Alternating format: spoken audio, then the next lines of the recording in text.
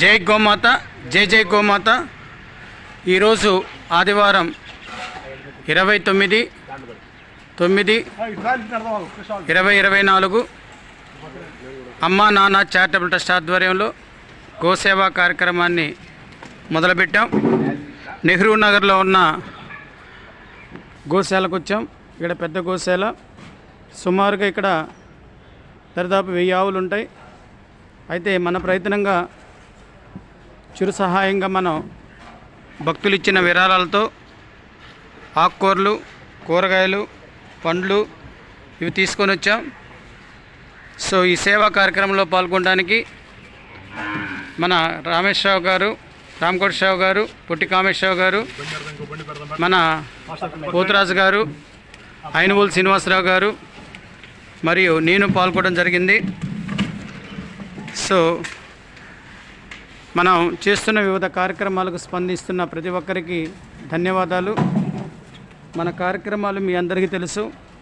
నిత్య అన్నదానం, గోసేవ, చెట్లు నాటే కార్యక్రమం, పేద విద్యార్థులకి స్కాలర్షిప్స్, ఆర్థికంగా వెనుకబడిన కుటుంబాలకు చేయూత,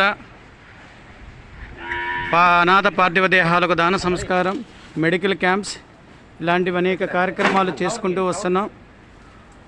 సో ఈ మాలాయ ప్రక్షాళన పక్షం పెద్దలకు జ్ఞాపకార్థంగా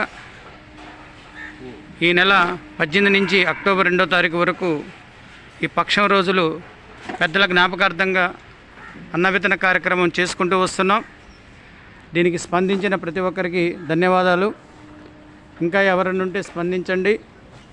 అక్టోబర్ 2వ తారీఖున భారీ ఎత్తులో అన్నవితరణ కార్యక్రమాన్ని ఏర్పాటు చేశాం. ఈ మాలాయ పక్షాల తరపున పెద్దలను స్మరించుకుంటూ వారికి సేవ చేయాలన్న ఉద్దేశంతో చేసుకుంటూ వచ్చాం. సో మన తోటకూరలు, గోంగూర, పండ్లు ఇలాంటివి అనేక వస్తువులు తీసుకొని వచ్చాం.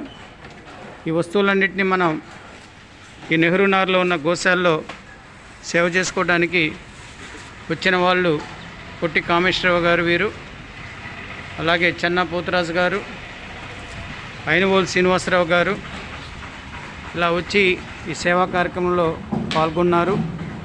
అందరికీ పేరు పేరున ధన్యవాదాలు తెలియజేస్తున్నాం.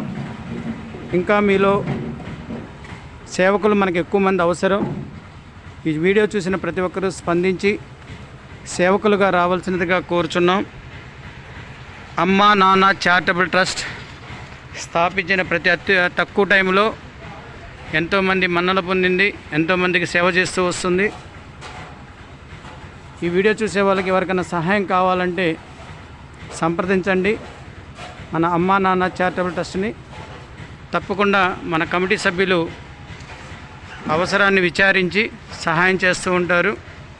జై గోమాత, జై జై గోమాత.